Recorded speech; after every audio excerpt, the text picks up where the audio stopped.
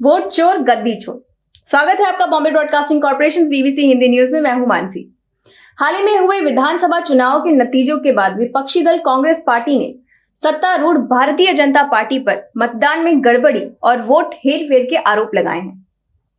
विपक्षियों का कहना है कि कई बूथों पर ईवीएम में तकनीकी खामियां पाई गई और जनता का जनादेश छीन लिया गया।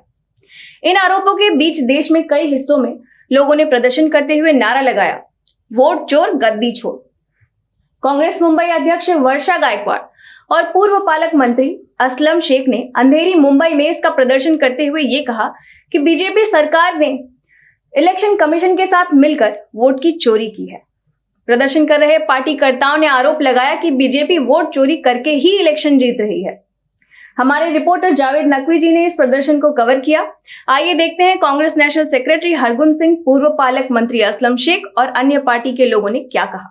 राहुल गांधी का मिशन वोट चोर गद्दी छोड़, उसी को मिशन को लेकर मुंबई में अब यहाँ पे कांग्रेस के कार्यकर्ता गली गली जा रहे हैं। किनका वोट में नाम काटा जा रहा है और किनका नाम जोड़ा जा रहा है, उसी का आज मिशन आज अंधेरी स्टेशन में देखने को मिला है, जहाँ पे वर्षा ताई गायकवाड़ मुंबई अध्यक्ष और असलम शेख जो पालक मंत्री थे वो खुद इधर आकर गए हुए। बात करते हैं अर्गुन से। बेसिकली जो बिहार से सिलसिला चालू हुआ उसके बाद जो राहुल जी ने प्रेस कॉन्फ्रेंस करी उसमें क्लियरली दिखाया कि किस तरीके से भाजपा सरकार और इलेक्शन कमीशन मिलकर वोट चोरी कर रही है। ये उन लोगों के वोट चोरी करते हैं जो इनके खिलाफ वोट दे रहे हैं। मुद्दा साफ है, ये लोगों को मालूम पड़ चुका है और इसी मुहिम के साथ जुड़ने के लिए आज हमने यहाँ पे सिग्नेचर कैंपेन लगाया है। अभी 5-10 मिनट पहले चालू किया है। हमारा टारगेट है यहाँ पे 1000-1500 सिग्नेचर लेने का और हमें ऐसा लग रहा है कि 15-20 मिनट में ये हो जाएगा, क्योंकि जन जन तक ये बात पहुंच चुकी है कि इलेक्शन कमीशन और भाजपा इलेक्शन फेयर तरीके से नहीं जीतती है, इलेक्शन चोरी कर कर जीतती है। और यही राहुल जी की बात है। उन्होंने 2 प्रेस कॉन्फ्रेंस करके बताया, 2-3 असेंबलीज और पार्लियामेंट्री कॉन्स्टिट्यूंसीज को मद्देनजर रखते हुए आगे जाके और प्रेस कॉन्फ्रेंस होगी और जो काला जो दिख रहा है सारा वो पूरा सफेद हो जाएगा और सामने लोगों के बीजेपी की चोरी आ जाएगी। मैंने जैसे देखा, हमने पिछले हफ्ते 4 बूथ पकड़कर एक जनता कॉलोनी में और एक अजमेरी मस्जिद पे 2 कैंप लगाए थे और घर घर जाकर हमने बूथ की चेकिंग की है। वहाँ पे हमें कुछ एरर्स दिखे हैं, जैसे जो लोगों की मौत हो चुकी है उन्हें काटा नहीं गया, और भी एरर्स पे काम चालू है। पूरी 165 असेंबली की यादी, ऐसा नहीं है कि एक दिन में हो जाएगा। एक असेंबली का काम करने को ये लोग हमें ऑनलाइन डेटा एक्सेल पे नहीं देते, एक्सेल पे देंगे तो एक क्लिक पे हो जाएगा। फिजिकल डेटा को छांटने के लिए बहुत मैन पावर लगता है। जैसे राहुल जी ने भी कहा, एक असेंबली का काम अगर मैन पावर लगा के करे तो अगर 80 लोग बैठेंगे तो कम से कम 3 महीना लगेगा।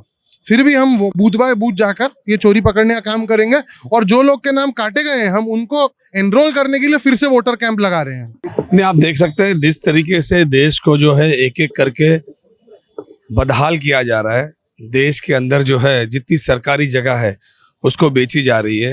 रेलवेज भेज दिया, उसके बाद में एयरपोर्ट्स भेज दिया, सर की संपत्ति भेज दी, होटल्स भेज दिए। अगर ये सारी चीज़ें को रोकना है तो सब लोग को ये जानना होगा कि ये सारी चीज़ें चोरी करके हो रही है। ये वोट चोरी करके ही सरकारें बनाई जा रही है। ईमानदारी से चुनाव नहीं लड़ रहे। इसमें चुनाव के जो आयोग हैं वो इनमें से मिले हुए हैं, कई कर्मचारी इनके मिले हुए हैं।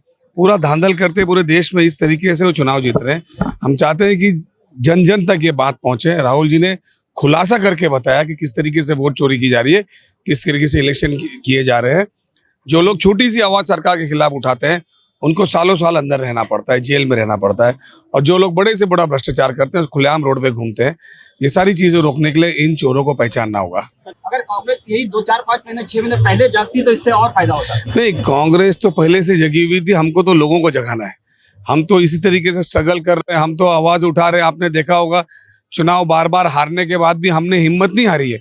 हम लोगों के बीच में जा रहे हैं कि इस देश को आज़ादी इसलिए नहीं दिलाई थी कि ये चोर लोग इसे बर्बाद करें, और हमारी आखिरी सांस तक कांग्रेस पार्टी इसको बचाने का काम करेगी। देखिए, इस समय स्थिति ऐसी है कि जो आम आदमी की प्रॉब्लम्स है, आम आदमी की जो समस्याएं हैं, उनकी सुनवाई जो है हो नहीं रही है। डिपार्टमेंट सुन नहीं रहा है, बीएमसी सुन नहीं रहा है। 4 साल से अब कोई कॉर्पोरेटर नहीं है। एक कॉर्पोरेटर जो रहता है वो कोऑर्डिनेट करता है जनता की समस्या और अथॉरिटी के बीच में।